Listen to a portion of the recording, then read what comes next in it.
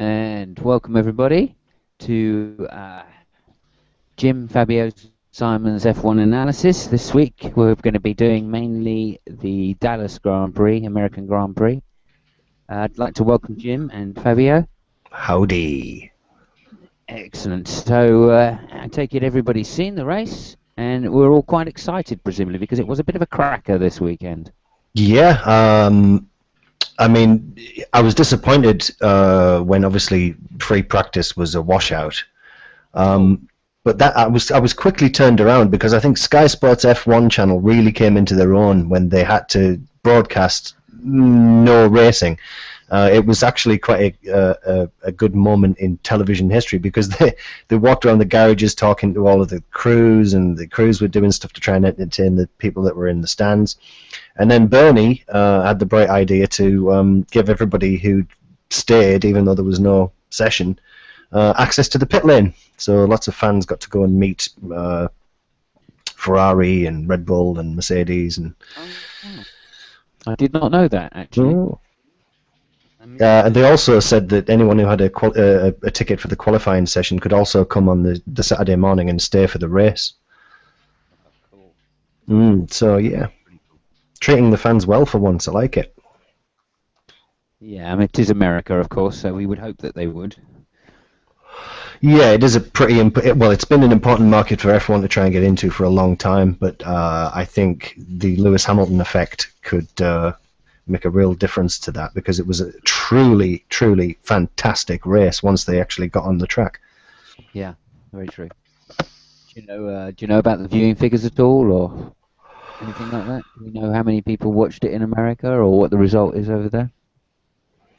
I have no idea. I mean, Reddit.com certainly had a flurry of activity from American fans who'd been waiting a long time to actually go to a race. But I mean, F1's up against lots of other motorsports in America. IndyCar's huge, NASCAR's huge, and at the end of the day, it's not a stats-driven sport. Right. I think they were mostly blown away by the fact that there was actually people racing in the rain. Yeah, that went down well. Yeah, Martin Brundle was asking Jenson Button how he felt about driving in the rain, and he said, "Well, when I first started in karting, we couldn't afford wet weather tires, so I just learned to drive in slicks." Love that. Yeah. My dad couldn't afford wet weather tires, so I had to race on slicks. I love it. Amazing. And yet, when I go to a karting track, I would never go out in wets. I mean, slicks every day for me, especially in the wet. Yeah, we have a lovely karting track up in Isha, and it's an outdoor track, and my word, it's fantastic in the wet. Yeah, but they don't cost a couple of $1 million and plastered in the logos of some of the biggest companies in the world. There is that, yes. There is that. Sounds like Fabio's just training his parrot. No, sorry, it was my wife. She was bringing me the coffee. So, Lewis Hamilton is 3 times world champion, first British driver to ever get the double back-to-back. Equals Jackie Stewart's record, equals Niki Lauda's record, equals Ayrton Senna's record, which has been his goal since he was a small boy.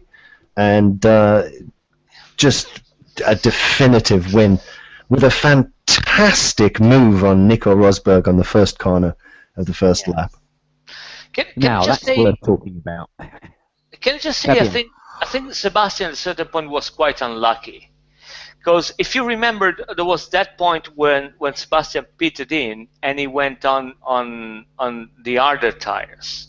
Well, hang on a minute, Mr. Ferrari. Lewis Hamilton is 3 times world champion. No, I agree. I mean, yeah, made a good race, but there was a moment where I really hoped that Sebastian was going to win when he. I've been hoping Sebastian would come in second all season. I think it's fantastic that he's gone to Ferrari, and he's going to be amazing to watch next season. Again, another driver that's really turned me around, Sebastian Vettel, and yeah, it would have been nice for him to catch Rosberg. I didn't mean to piss on Lewis Hamilton. I was just making a technical point. Fuck you guys. I'm glad that Lewis won. Jesus Christ. Fabio, the people in the forums on Google Plus and Facebook and everything have been bitching and pissing and moaning all day today and all day yesterday. Oh, Nico Rosberg, he's right to be upset about what Lewis did to him on the first corner. Now, let's get this in perspective, okay? None of them had any free practice time, and qualifying was cut short. No one knew where the grip was on the first corner, especially in racing conditions.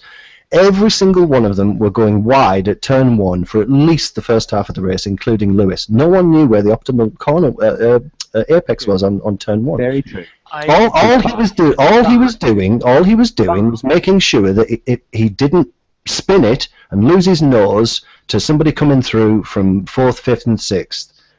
He was just being cautious, and Rosberg carried the feeling of grievance that he had from that for some reason all the way around the track with him. He had 3 safety cars to get over that shit, and what did he do? He drove himself off the track because he doesn't have the mental attitude to be a world champion. I wasn't even going to mention Nico Rosberg, so that for me was not a point of contention. I think it was terrible, and I will never mention Nico Rosberg in this hangout. I need to talk about this then. When you're done, Fabio. Before talking about the big loser, no, I just want to stress the point because I'm interested if you guys think the same thing that I did. There was a certain point that Sebastian went on harder tires, and it was clear it was going to make it. It was trying to go with those tires till the end. Yeah. And keep in mind that both Lewis, all the other guys with softer tires, they will have to stop another time. Unfortunately, they had another pace car, and this is where everybody changed tires. But I was wondering but Lewis didn't. Lewis didn't change his tires on the last safety car. He was out there on wrecked tires. He was losing grip hand over fist, and Rosberg still fucked up. Rosberg knew that Lewis was on the wrong strategy. I think. He changed tires twice. If I may, just go back to the first corner incident, because on Sky, when you watch it, of course, they showed you the inboard on Lewis, okay, and he definitely did turn his wheel to the right in that corner. I mean, there's no doubt about that, right? Now, whether he would have spun, okay. I'm guaranteeing you he wouldn't have spun if he didn't put his foot on the accelerator. So he had a choice: put his foot on the accelerator and hit Nico, or not, and not hit Nico. And that's really, I think, where Nico was getting a little bit like, come on, this is getting ridiculous. Every time I'm on the outside, he's just running me off the track. I'm sorry to interrupt you. I got to go AFK for a while. I'm dealing with a massive problem to a customer of mine. With just 5 minutes. Okay. Please carry on. I'll be right back. Sorry. So okay, we'll argue over this point because I dare say we see it differently. To me, he wouldn't be world champion if he wasn't able to make those decisions in that split second that you have.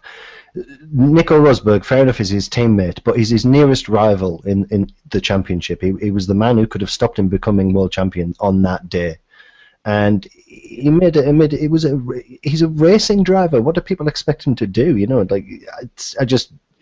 It was exactly what he should have done. It played the mind games. It achieved, it got into the front of the grid. It was textbook world champion quality driving. I'm not convinced. I mean, otherwise we may as well give Schumacher the benefit of the doubt. Or the 7 times world champion.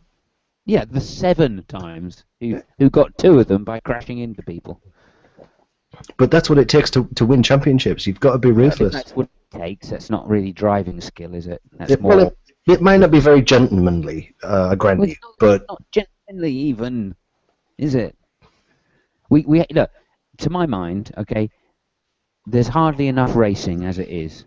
All right. Yes, we've been spoilt these last few years with the new with the engine manufacturers coming in and doing their best to limit themselves. Okay, but nonetheless, in ages past, we would get rarely 2 cars passing each other. Right now, it seems every time two cars are in close proximity, one of them's out or one of them's in the pits. I don't know. There's wheel-to-wheel stuff all the time that doesn't result in anyone coming off. I mean, not many. Well, the Force Indias have been racing with McLaren's quite a bit for the last few races. You know, as McLaren slowly get better. Alonso had a really good race with Carlos Sainz and not Pastor Maldonado, Roman Grosjean. It was a pretty good race between those two. Yep. Yeah. I actually thought Sainz did amazingly well. He was in the points at the finish, wasn't he? I hope so. I'm going to have to check. I've only watched the race 3 times, and I've fallen asleep every time. Well, just while we're on Lotus, Jolyon Palmer's been given the permanent drive alongside Pastor Maldonado when they become Renault again next season. So there'll be another British driver on the grid. Has that been confirmed?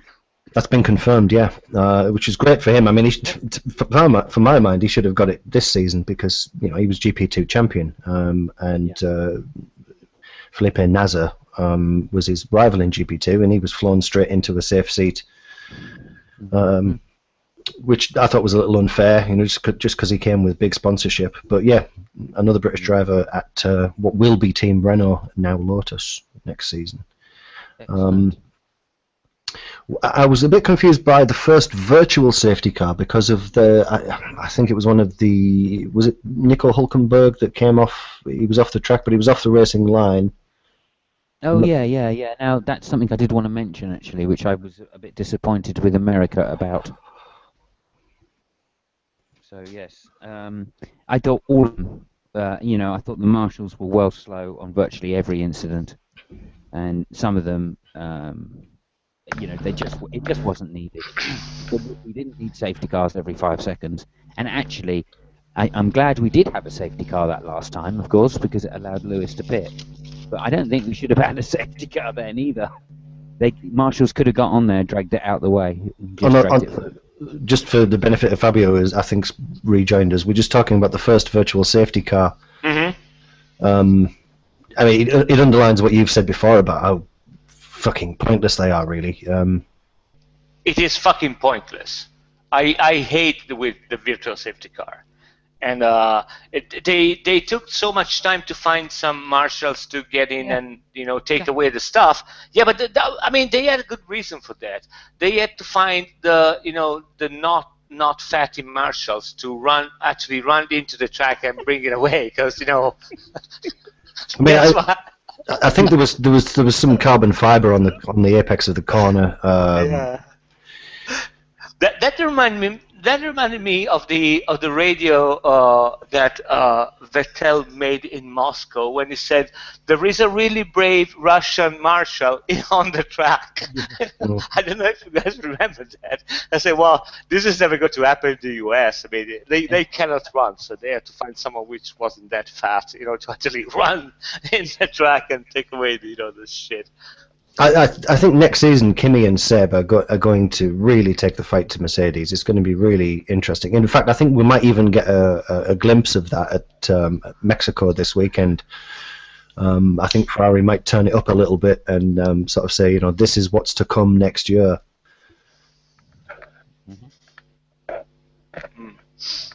Other cars that had a decent race. We were talking just while you were away there. Carlos Sainz, finished in the points. I think I really like that guy. I think he's if he gets the breaks, is he on the Ferrari Young Driver program? No. Sainz, you mean? Yeah. I don't think so. I think they're going with the. No, I don't think Sainz is part of the Ferrari program. No, he comes through the Red Bull, surely. Did he? Okay, right. Yeah, he came from Toro Rosso and Red Bull. Oh, Red Bull had a stinker. Yeah, they did. I was actually quite amused by that. There was a certain justification which I kind of went, yeah, I like this shit. But I mean, early on, the clear, their aerodynamic package is clearly really, really, really cool. But just the way the Renault power just wasn't there for them it was like an advert for how shit Renault engines are. It must be really embarrassing for a lot of really important people at those big corporations. And of course, it looks as if they're going to have no choice but to stay with Renault for next season. Who will have a works team?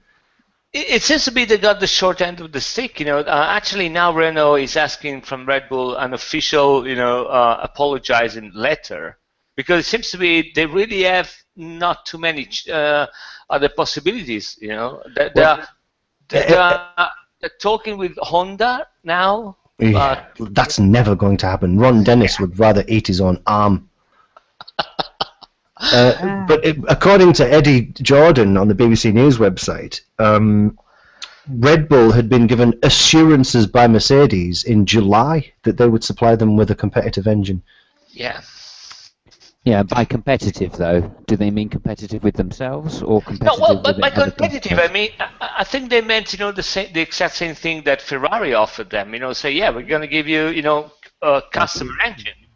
They're competitive. Yeah, I mean, all the other customers have got the same engines. They say, no, we want the factory ones. Well, that's not going to happen. It looks as if what's happened is that it was only revealed in due diligence that there would actually be a customer engine. It looks as if Christian Horner, when he was slagging off Renault openly in interviews, was under the impression that they would be given the same engine as the Mercedes team. Okay, yeah, but hold on a second. I mean, I don't know what world does Horner lives in. There is, in no motorsports ever, a factory engine has been given to a customer. Ever. That doesn't simply happen nowhere. 4 wheels, 2 wheels, 1 wheel, 3 wheels. Motorboats. It doesn't happen. So I don't know what was thinking actually, but and the fact that he acted surprised when it didn't turn out the way he thought, to me it's mind-boggling. I mean, the guy is not an amateur. He's been in F1 for quite some time. What the fuck was he expecting? It doesn't make any sense. And also, next year with Renault, officially in F1. Exactly. I don't think they get factory engines too. So no, they're going to get a customer engine from Renault, who they've been trying to rid themselves of all season. It's an absolute clusterfuck. Yeah. No, you're right. I think it was the main problem with Horner was that he was trying to he was in talks with Volkswagen and Audi. Right before all the shitstorm happened. He was talking with them, and he was, actually pushing, and there seemed to be that there was really something brewing up, I think he would have been happy to have a customer engine from, whoever he managed to get a deal with, probably Ferrari, for a couple of seasons until Audi, VW, Lamborghini came into the sport. It now turns out that VW have been selling dodgy diesel engines all over the world. Yeah.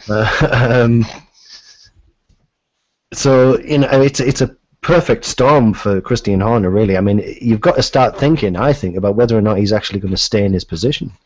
Well, I don't know. I mean, it was quite unlucky, I must say, because, I mean, seriously, that was really, the perfect storm, as you said that. And of course, all of this does nothing for the career of a fantastic driver in the form of Daniel Ricciardo. Yeah, I love the guy. Where the hell's he going to go? I don't know. I just love the guy. Every time I see him racing, it's a joy. It's joy, for the eyes to just watch him riding. It's unbelievable. I really love the guy. He's fantastic. So, he's a great personality too, a good ambassador for the sport. I mean, it'd be great if he went to somewhere like McLaren, but I don't think he's stupid enough to do that until Honda have proven themselves capable of building a competitive engine. And it looks as if that's a couple of seasons away. I mean,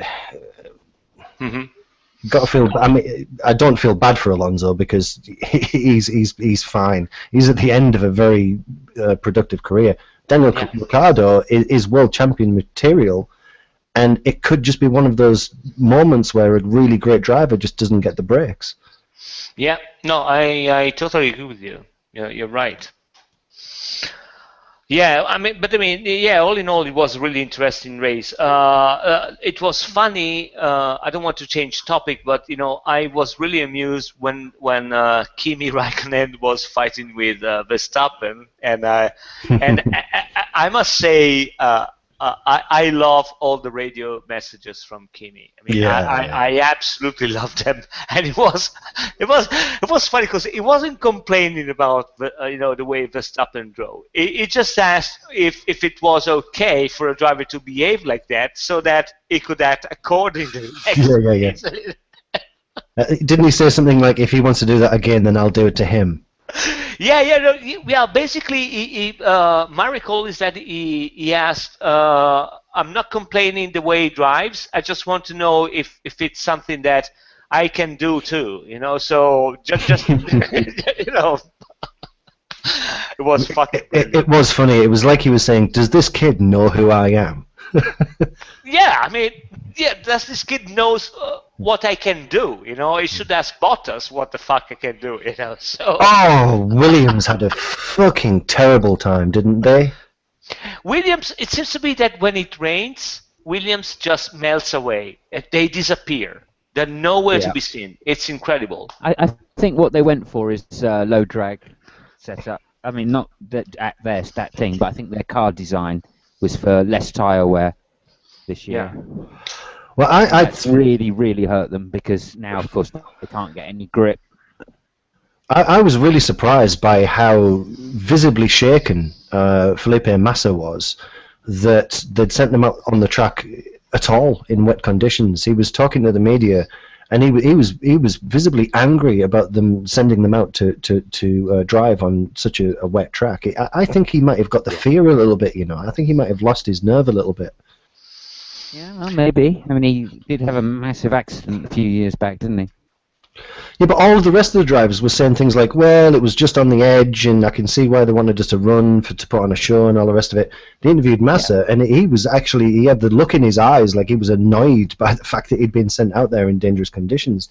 To be honest, I have seen them cancel sessions and races in less worse conditions. My feeling is that Williams has to be a really terrifying car to race on wet. There must be something with the way that the car is built. I don't know if it's they have more mechanical grip than aerodynamic grip. I don't know if it's the way, but I think it is, honestly, it must be terrifying to ride that car. And Jim, you're right. I mean, the faces of Bottas and Massa, they were genuinely scared. I mean, yeah, Massa was laughing, when he started, but he wasn't confident at all. So I don't know. Every time there are 2 drops of rain on the track, it seems to be that Williams just disappears. It's not even on the radar, Well, I mean, they just haven't had the season I expected them to have at all overall. I mean, the performance last year was really great to see sort of Williams finally back. So they announced themselves at Canada as being competitive again, and it was fantastic. I got a tear in my eye when they qualified, I think, 2nd and 3rd at Canada.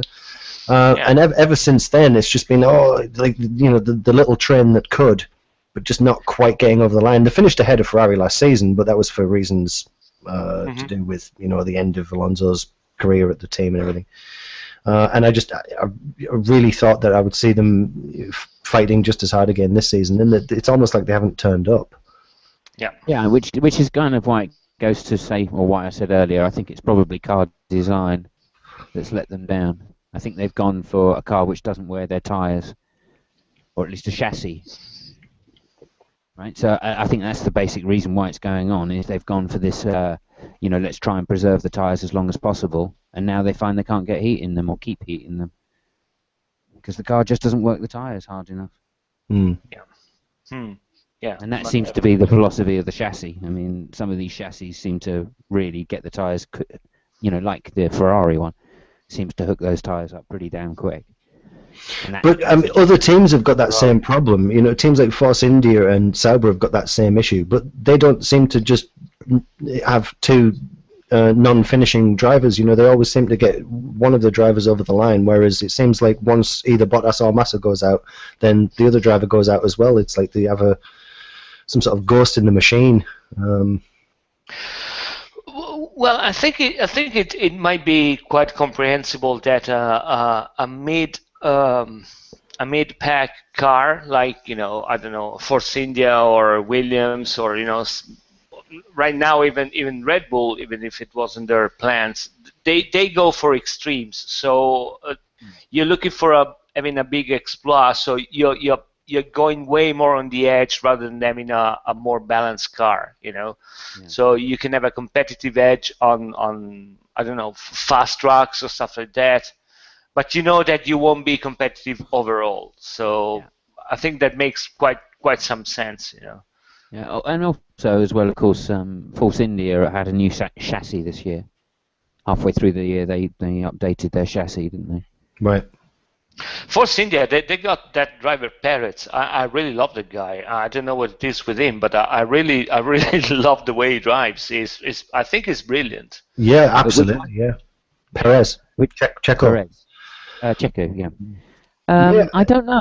When that first year in McLaren, I wasn't that impressed. I thought he made quite a few ego mistakes, what I would call ego mistakes, rather than. Yeah, but he got them. Driver errors. He got the McLaren drive because he was stellar in his previous season with. Was he at Force India again before he went back? Toyota or something. Yeah. Repsol. That's right. Yeah. I always try and remember the livery of the car to remember which driver was in it. He seems to be back to the form, because he sort of came from out of nowhere when he first joined the grid. It was like, wow, this new guy is really good. And then he got the McLaren drive and vanished. Now he seems to have found himself again. Yeah, he's solid. Finally, he's got his home race coming up as well. He might do really well in that Force India in Mexico. Yeah. Quick mention for Maldonado, which managed not to crash his car. Yay! Well done. Well done, yeah. Well done. Learning, that's what we like from these young drivers. I'm not so impressed with Perez, to be perfectly honest. I'm more impressed with Hülkenberg, all right, because I know what he can do. But he had a shocker of a race. He did, yeah. I mean, I've never seen a driver from one week to the other be so inconsistent. And he was hitting people, going off the track, dropping wheels on the curbs. Yeah, well, he took out Massa on the pit lane exit at the previous race as well. Ever since he won Le Mans, he's just been shit. Yeah. And he really won Le Mans as well. Did you watch the repeat on the Modus TV? No, I didn't. Right. I mean, did he do a lot of the stints or? Oh yeah. He was fantastic all the way through. You know. No, it was properly driving. Yeah, I saw that on Eurosport. They were airing the old. Yeah, it was really good drive. So yeah. No question about it, but it would have been nice for Max Verstappen to get his first podium this weekend. He was denied by Vettel, I think probably quite rightly, really. But his dad was in the pits watching on the screens, biting his nails. But there's a guy who's definitely going to, if he gets the breaks, he's going to be I think a fantastic potential world champion. I mean, for his age, going toe-to-toe with Kimi Räikkönen and Fernando Alonso and holding his own, I mean, that takes some balls, man. Yeah, and a hell of a lot of skill, because he doesn't throw it away in every corner like some of the other youngsters do. It's embarrassing that he's on the same grid as someone like Crash Maldonado. I mean, what on earth is going on with the politics of Formula One that someone like Pastor Maldonado is even at the fucking track, let alone sitting in one of the cars? Yeah. Yeah, I mean, you're always going to get that with the bigger paid drivers, right? There's always going to be suspicion over them. But I don't understand what they're paying for. I mean, PDVSA are inextricably linked with the shittest driver in Formula One. Where's the payday in that? Well, he's not in his own country, which is where they do a lot of business, of course. Pastor is known to be a very fast racing driver that's, it's a different perception, right? We can look at it on this side and go, Yeah. oh yeah, he's crashed loads of times. Yeah. If you were to sit next to him in a rally car, you would fucking shit yourself. Oh yeah, and I'm sure he'd be fucking awesome as well. Yeah, I mean, all of yeah. these guys are, right? It's just that we're talking about a difference between someone like Lewis, who is, done nothing but drive a car since he was 8 years old, and Crusher, who obviously hasn't, and is obviously paid his way through most of his motorsport. Well, the FIA banned him when he caused a collision in the support race in GP3 at Monaco when he was just a young kid, and his daddy bought him out of the ban. He shouldn't even be on the fucking grid. Yeah, but have you noticed how many cars there are in F1? Yeah, good point. Good point. Yeah, but that's not. In some sense, there's two more than there would be because of him. I don't know. Esteban Gutierrez, there's a perfectly good driver who could take the Lotus seat. I mean, yeah. There are other reserve drivers. Susie Wolf, for fuck's sake. Now that Julian Palmer. Now that's a driver. She should have been given a Formula One drive. One race. She should have been given one fucking race. By all accounts, she's an excellent, excellent racer. Yeah, not bad. I've seen a couple of her races as it goes. And, it's not only a problem. Unfortunately, it's not only a driver's problem. I mean, there are some teams which are really struggling. I mean, Manor, Sauber, I mean, Lotus, for fuck's sake. I mean, the mechanics didn't even, at the hospitality 2 races ago. And Bernie Ecclestone, just basically bought sandwiches for them, So. Well, talking of Mana Marusha, they actually finished in the points this weekend. Yeah. Will Stevens brought them into the points, so I mean that's great for them. I don't think he did. I'm pretty sure he didn't. I think Will Stevens came 12th. Oh, was it Roberto Merri? No, neither of them. I'm sure I remember reading something about Mana Marusha being over the moon that they'd finished in the points. I don't think so because they finished 12th, but they were very close to the points, and only needed one car to drop out, but then 2 cars came and overtook them, so they went down from 11th to 12th on the final lap. I stand corrected. I think it equals their best ever finish in Formula One, though. Maybe that's what it was. Right. Okay. But yeah, it looked like there was a little time there where a couple of crashes up ahead, and they would have been in the points. Yeah. Or a crash, would have done them. But there you go. But yeah, no, we've got to blame Bernie for this, of course, because those manufacturers have gone off, agreed to a price limit. What do they call it? A budget, and then just completely fucked all over it. So actually, I'm not surprised. I think we should have 3 cars on the grid now. Yeah. Manufacturing teams should just bite the bullet, put the extra car on the grid. Let's have some more drivers. Yeah. The best kind of excitement we get in Formula One half the time is within the teammates anyway. Well, I mean, also, I think there should be some sort of change in the FIA rules whereby if you win the GP2 championship, you are fast-tracked into one of the teams that could potentially... I mean, it seems ridiculous to me that we've got these guys in GP2 who are really, really quick drivers, and the chances of them getting into F1 is entirely dependent upon whether or not they bring a sponsor with them, not their talent as a driver. It's ridiculous. Yeah.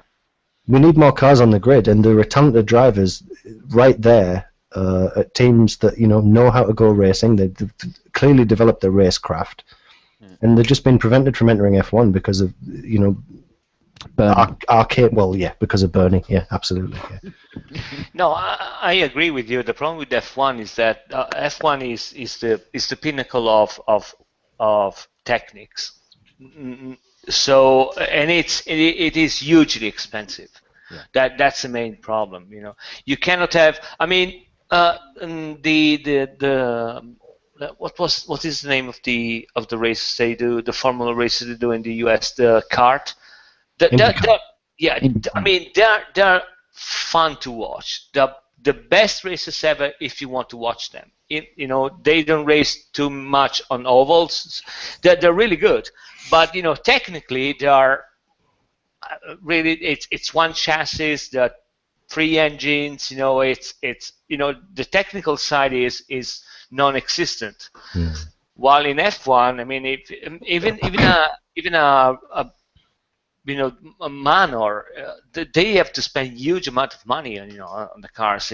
They really, really, really, really expensive. So I don't know, unless the FIA decides to put money directly as a sponsor, that will never happen. So yeah. But there's tons and tons and tons of money in Formula One. When people go on about the costs, it frustrates me a little bit because the money is clearly there. It's just that it's been funneled to the teams that need it the least. Ferrari do not need that massive amount of cash that they get given just for being Ferrari. Neither do Mercedes, neither do Red Bull, neither do any of the teams in the closed club of what's it called, the steering group, the controlling committee. What's it called again? FOTA. Yeah. FOTA? Formula One thingy association, yeah, whatever it is. The top teams that want to get in there because they've finished at certain positions in the previous season. It needs to be all the teams. I mean, why should Force Indy be excluded from that? Vijay Mallya is a billionaire, but he's got no say on the panel that governs his sport. It's ridiculous.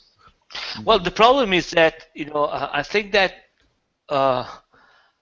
probably only Mercedes right now can do that, but there is no team on F1 right now which could sustain the F1 championship just because of the money they have. Not even Ferrari. They wouldn't be there if they didn't get that much amount of money. It's beyond. I mean, really, we're talking about numbers which are incredible, and you just cannot do that. Keep in mind, for every team that you see, you see 2 teams there, and then you got probably the smallest teams. They probably have 200, 300 engineers at home, and all the manufacturing. I mean, it's a massive amount of money, and I'm not even talking about the cars itself. Should we have a game of predictions for next season? Okay, that's a good idea. Can we just make sure we finished off on the race, and then are there any other creditable mentions we should say for the drives? I can't think of any. No, I mean, Rosberg lost his bottle. Lewis is 3 times world champion. Just mention Lewis again. That's all I wanted to do. Okay. The reason I ask about wild and crazy predictions for next season is that at the last race, Lewis was filmed in Parc Fermé taking a long, detailed look at the Ferrari car. I mean, he was stood there really examining the shit out of it and looking at the tyres and putting his head in the cockpit and everything. Now, it's that long-running rumour which has been going for a long time. Do we think that in 2017, Sebastian Vettel and Lewis Hamilton will be teammates at Ferrari? Nope, I don't think so. I just don't think Vettel wouldn't allow it. It's that simple. I mean, why would Vettel want Lewis as a teammate? But is he in any sort of a position to call the shots? I mean, I know they like him, but... Well, yeah, but then he is, because he's the #1 driver. And it's not like Ferrari have ever had, any question as to whether they do wish or favour one driver over another. Right, now they may start the season thinking, yeah, right, we got 2, but they know which driver is #1 driver, and if their #2 driver happens to win at the beginning, they may swap. But other than that, unless the #1 driver has lots of bad luck, then he gets all the bits. He gets the engine upgrades. Do you think that still happens as much as it used to? I can't see how it doesn't happen. It's been a Ferrari mantra for so many years that I can't see why they would change it. But Kimi Räikkönen wouldn't put up with that kind of shit. Yeah, of course he would. He's right at the end of his career. He's going to get in the best car to finish his career off. Kimi found himself as a second drive because of the results. But I agree with Jim. I don't think that Ferrari, of all the teams that are in F1, I don't think Ferrari has got a first driver and a second driver at the beginning of the season. No. Yeah. You know? Well, as I say, they may. I mean, I think they would prefer one driver over another. They have an idea of who their number one driver is that they're going to steer all the bits to. But if the championship goes against that driver because he breaks down too much at the beginning of the year, then I'm not saying they wouldn't swap. I'm just saying, like they did with Eddie Irvine and Michael Schumacher that year when Schumacher broke his leg at Silverstone. And Mark Webber and Seb at Red Bull. Well, yeah, Red Bull's a different team. I mean, Ferrari traditionally do this. Ferrari traditionally do have one driver they are pinning most of their hopes on, and they have another driver to back him up and to get those take points away from the opposition. I'm not really sure about that. Besides when Alonso was there, and especially in the last year when he was really making the good weather and nice weather, was literally deciding the weather. Even this year, they've been pretty consistent. Even when Kimi was way behind, they never had one driver, testing stuff that the other didn't, and things that even last race they were planning on having just Sebastian. No, they were planning to have only Kimi have a new engine, so that will be taken backwards to the grid. But they gave it to Sebastian too. So I don't know. I mean, you might be right, but as far as I recall, besides the Alonso years, I don't see that happen in Ferrari. Well, and the Schumacher years, because of course Schumacher was definitely the number one driver, even though Massa had chances to take titles. Well, Schumacher was steamrolling all his drivers. So I mean, so we're blaming Schumacher and not Ferrari there, right? I mean, Schumacher was so far ahead of any driver, that he had, in his team that it's not really. I don't think it's a really good point, I mean. Well, I would just point to the Silverstone race where Schumacher broke his leg, and for the rest of the season, all right, Eddie Irvine suddenly started winning. Now he wasn't doing that. He wasn't coming second every race. Mm-hmm. It's because he was suddenly given all of the best parts. Who was the other driver for Ferrari when Schumacher was out? Irvine. No, I mean second to Irvine. Barrichello. Oh. It was it? Or I think Rubens. It was Rubens Barrichello, yeah, it was, yeah. No, I don't think so. Are you sure? No. Okay, yeah, it could have been. I thought it was a kind of a non-branded driver like Ibadoa or non-branded driver. What the fuck is that non-branded? One of the guy was driving the truck, one of the guys that hasn't won a race or anything like that. Like a Nick Heidfeld or a. Exactly. Or a Nico Rosberg. Heinz Harald Frentzen. Did I say that? I'm very sorry. Yeah, you said that. Yeah, we got to remember. I mean, Rosberg is one hell of a driver still, and that's again another reason why I think it shows Lewis how good Lewis really is, because he's not up against some two-bit driver, which is far from it. Driver. No, not at all. No, Rosberg is a fantastically talented driver. There's no doubt about that. But it's just when you stand him up against Lewis, it's like it's that mental thing, it's that mental attitude, it's that ability to put things behind you. Lewis used to be a petulant child who carried all of his grievances with him. He carried that baggage around. He was in the wilderness years, and his final 2 seasons with McLaren. He's learned how to put that to one side, and Nico hasn't. The problem with Nico, and I know I said I wouldn't even mention the guy, but the problem with Nico cannot even convince his own team that he's a winner. That's the main problem. when he got passed by Lewis, I don't know if you saw the same images that I saw in Italy, because I don't know if the the images are the same, but they panned towards the Mercedes box, and there was Toto Wolff and Niki Lauda, and they were actually smirking, and Lauda was bobbing his head like that. So that's a sign, that you could actually hear them thinking, yeah, that guy is, he's never gonna make it. And that's the main problem. He cannot even convince his team that he's a winner. That's the main issue. So, no, it's the same pictures that go out around the world. They're all provided by Formula One Motorsport Television. Oh, okay. And I know which shot you're talking about. They cut to Toto Wolff and Niki Lauda at exactly the moment where they'd clearly just turned to each other and said, "There we go, we've done it." Yeah.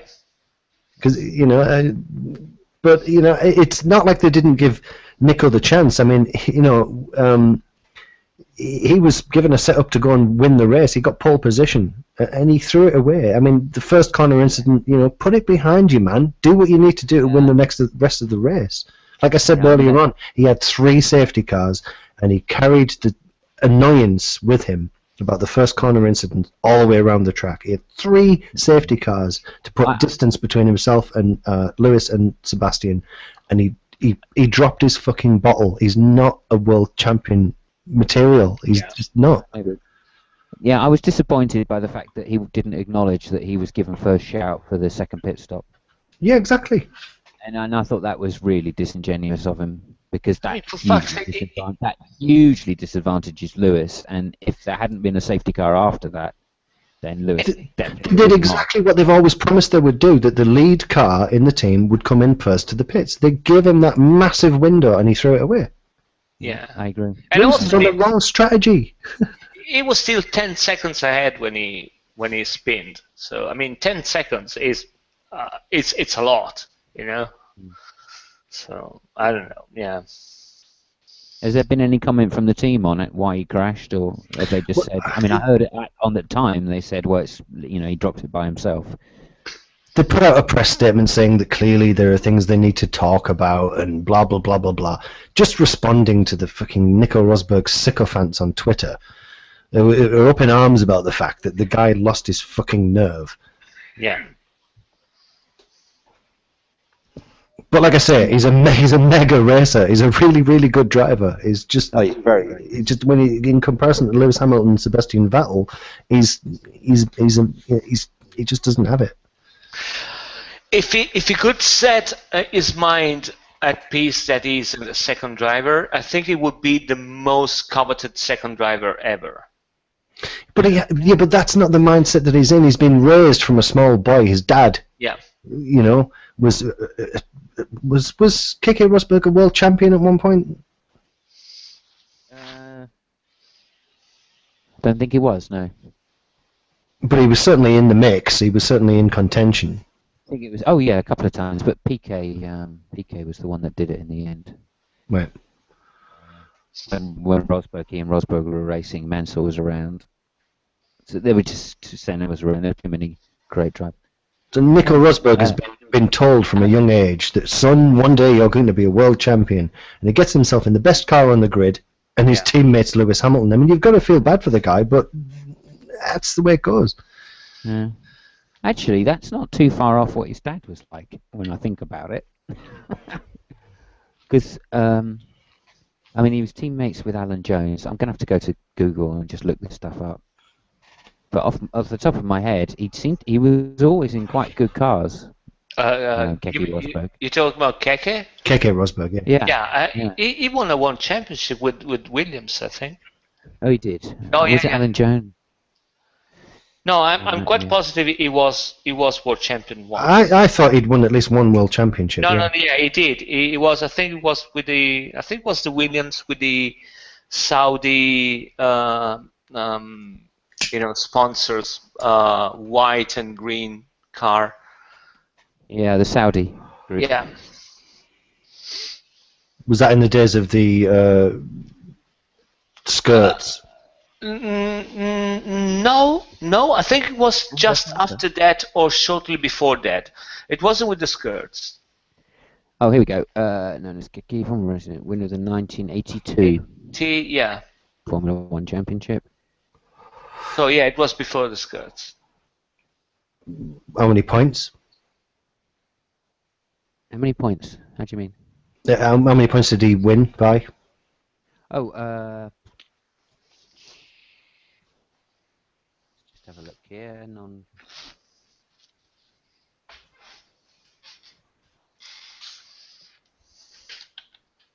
Um, 76, 82. Tag. It was Tag Williams' team. Cosworth V8. Oh, it doesn't make any difference. He got 44 points that year to win the title. 44 points clear. No. No, it won by 5 points. The second one was Didier Pironi on the. I think Pironi was driving a Ferrari at the time. It was a different scoring system, wasn't it? Yes, 6 points for first place. I think. Right. Okay. 10 points for first place, I should say. Right. I think it only went down to 6th place or something. Pironi came second on the Ferrari, and then Watson, Prost, Laudarno, Tambay. The Formula One Drivers Association put out a questionnaire a couple of months ago, and one of the questions was asking fans to say what they felt about the idea that you might score points for qualifying, and whether or not we felt it was a good idea to go to more of a GP2 style model for qualifying, whereby you do a qualifying session, then you have a sprint race, then you have a feature race with reverse grid order for the first 6 cars, first 8 cars? This weekend clearly showed that we can run a qualifying session on the morning of the race. Lewis has said that he thought it would be a good idea to go to a... Oh, no, sorry, not Lewis. Kimi said that he thought it might be a good, interesting idea to go to a 2-day race weekend. Well, to be fair, I can understand Lewis' point. I mean, if you have a team which has a lot of background and data on the tracks, and you know how to stop your car on the track, I can totally see his point. But the main issue are the teams which are struggling, to find a proper setup. So the longer they have, the better they do. And I think, the next year there's going to be Haas. I mean, Haas has literally no data on any track. So every time they go there. No, yeah, I know what you're saying, and I agree with you. I'm talking on paper. I'm talking. Yeah, we know. We know it's another Ferrari stitch up. That was, you got to give to Ferrari. That was a fucking brilliant move. Oh yeah, absolutely. That was brilliant. Only because they got no idea. I mean, only because Haas is prepared to not finish in the top, right, at the beginning. So how long is that going to last before Haas gets pissed off? Exactly. I don't want last year's Ferrari engine because otherwise I'm in the same situation. Yeah, but come on, let's be Haas fair. has a history of winning races in America. He is not going to be happy with being another Toro Rosso.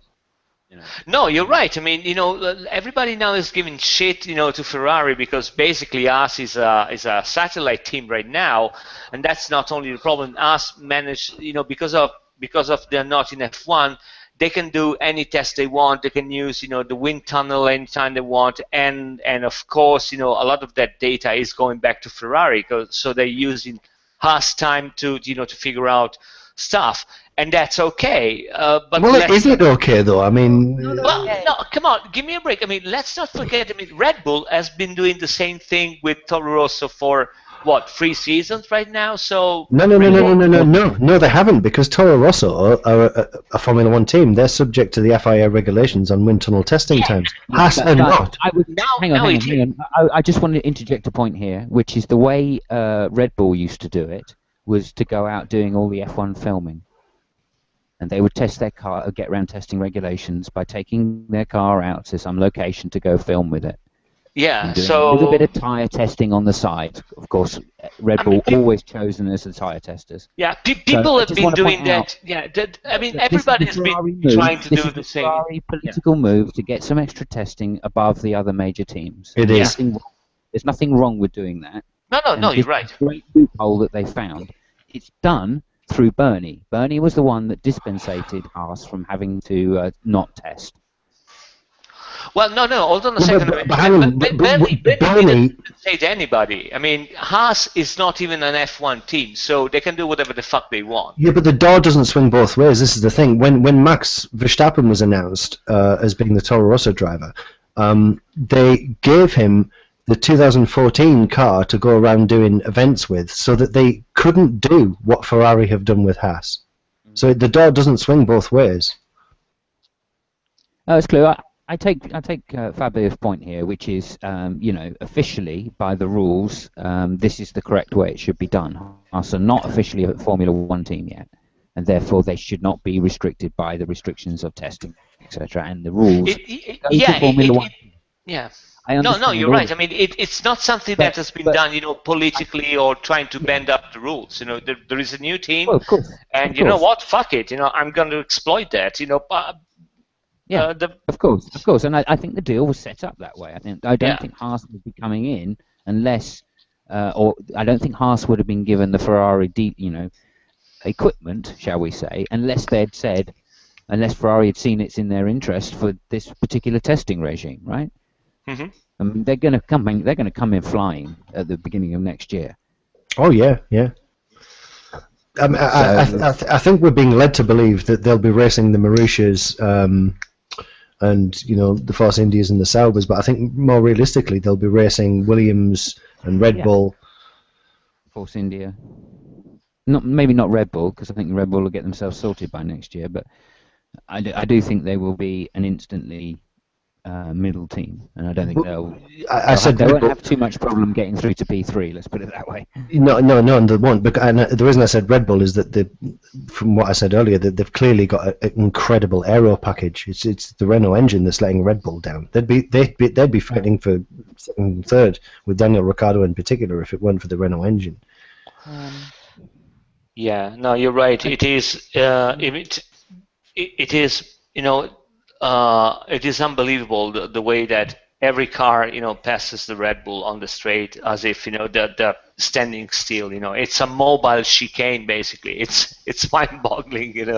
It's a mobile chicane. I love that. Yeah. I don't know. I mean, to some degree, even in their winning years, they were the slowest car. I mean, I think that's in some respect that is the philosophy of the team is to have high downforce, fast cornering. Yeah, but come on. I mean, there is slow and there is slow. This is fucking slow, Well, I don't know. I mean, no.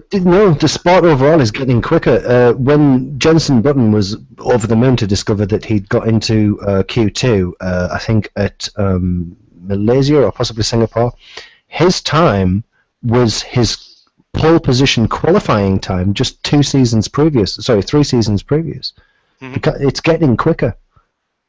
Oh well, it should do. I hope so. That's why it's Formula One. If it didn't get quicker throughout the year, it wouldn't be Formula One. Yeah. So there's the side of it's development. But I just think that this I'm disappointed, right? Because a few seasons ago it was looking great because all of these mid teams and the back end teams were all getting extra support, okay, to improve the pace of their cars, and that was fine. All right, but when that stopped happening and Mercedes and Ferrari were allowed to uncap their spending, okay, the whole thing's gone mad again. All we've done is just reinstate the position it was before, where the most expensive teams are the most expensive because they win, because they get paid the most money to be the most expensive teams to win. And we're going to go round that cycle. I'm not saying that's a bad thing.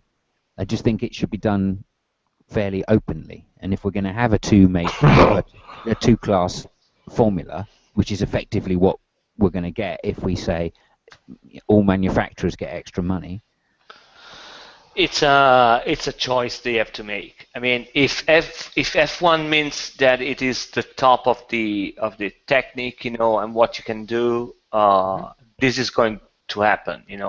If you want Formula One to become a really spectator sport, you got to go the kart way. I don't see. Well, I don't see a compromise in that.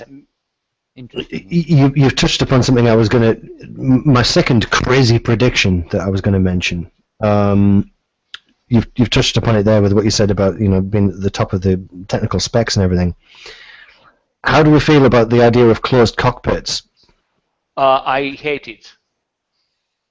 Yeah, I hate it, but I feel we may have to go that way. I don't think so. Right now, I don't think so. But because a couple of the top teams have put 3 possible design suggestions forward this week. And of course, this is in the light of Roberto Merri's, not Roberto Merri, Jules Bianchi's accident. Mm-hmm. Is it going to go that way? I mean, I don't think any of the drivers want it at all, because it would effectively make it WEC with different livery. But I think from a safety point of view and from a kind of tinkering, and we know how the FIA likes to tinker with things that, fix things that aren't broken and ignore things that are clearly wrong. Yeah. I don't think it's going to happen. I mean, the only, from what I read, the only feasible way to go is to have a completely closed cockpit, an aeronautical cockpit. Okay. Well, one of the design suggestions that was put forward wasn't a windscreen; it was a pillar. Yeah, I saw the pillar, but the pillar is just waiting for another accident to happen. Because you put a pillar and then you get someone hit, on the side of the pillar, and then you start again the old charade. I think if they want to go for proper protection, the only proper protection is like an F-16 cockpit, completely closed. But that gives there are a lot of problems with that. The first one, which is actually it is the easiest one to solve, is to get out the driver in between. I think now it's 5 seconds. I think. But that would be the easier part. The difficult part is the fire extinguisher. They by rule they have a fire extinguisher in the car, and the problem is that right now, if the fire extinguisher, it has never happened, but if the fire extinguisher goes off, for any reason. I mean, yeah, there is a big cloud of smoke, but you can actually stop. With a closed cockpit, you will die. So that's, I think, is the biggest problem right now.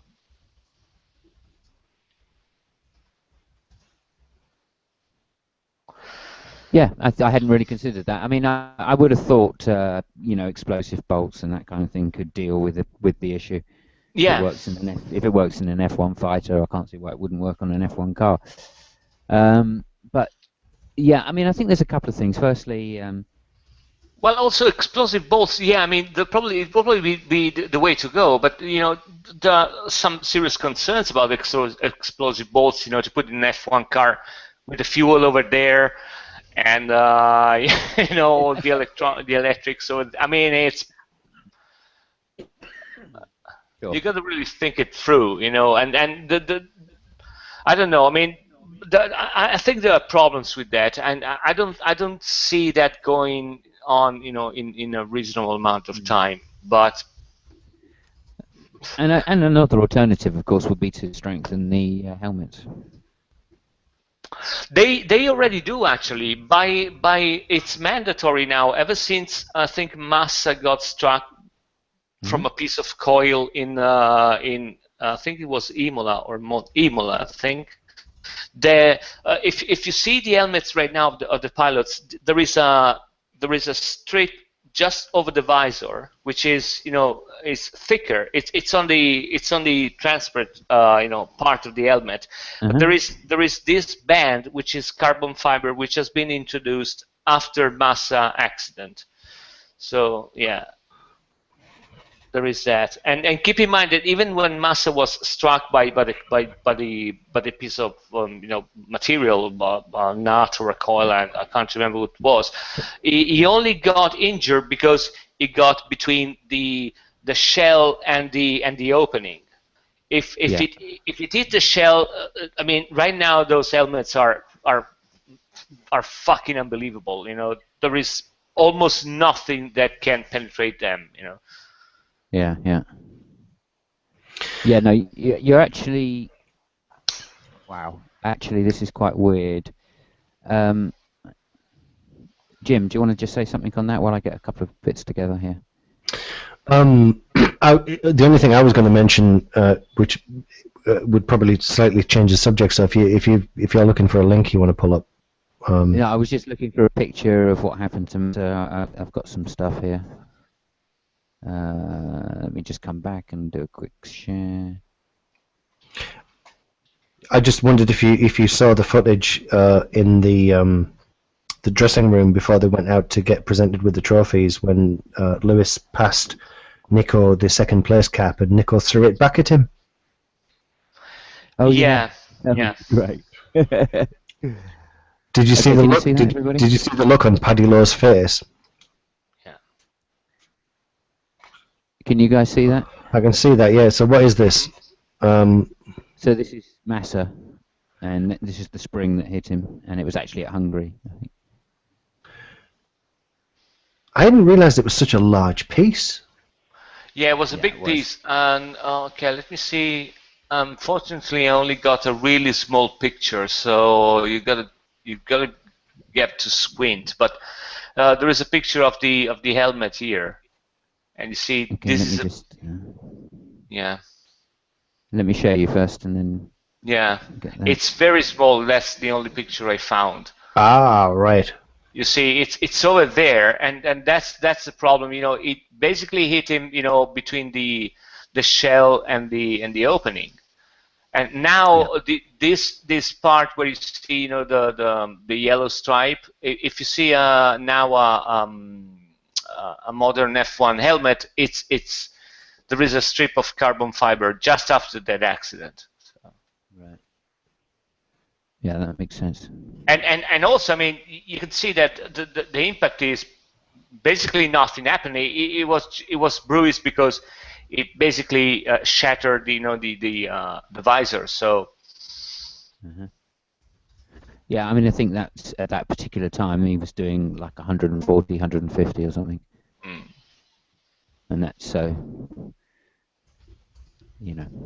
That's fucking extreme. I can't remember. I also, from memory again, I think the piece was like, quite. It was pretty heavy. Yeah. I mean, it wasn't a light piece of material or like a little. No, it was. I think a piece of a part of a suspension of the car in front of him. I don't know if it was a piece of coil or not. I mean, it was quite heavy and big. So. Yeah, it was a rear suspension, and again from memory, I think it came from maybe Jensen Button's Brawn. I think it might have been a Brawn that year. Yeah. Right. Well, I'm going to go now, but over the moon that Lewis has got the championship sewn up yet again. I rather suspect he'll get a fourth world championship, although he said today apparently that he's quite content to have equalled Senna's record, but that could be just mind games trying to lull Seb into a false sense of security. But really looking forward to Mexico. As I say, I think Checo might have a really good day because of it being his home Grand Prix. Be interesting to see if Williams can... It'll be interesting to see how ready Mexico is as well. I saw something from the track from a few weeks back, and it wasn't looking like they'd done a lot of running on the track, shall we say. Hadn't finished the grandstands or the barriers, or... It's part of a bigger complex that they're building for other sporting events as well, though, isn't it?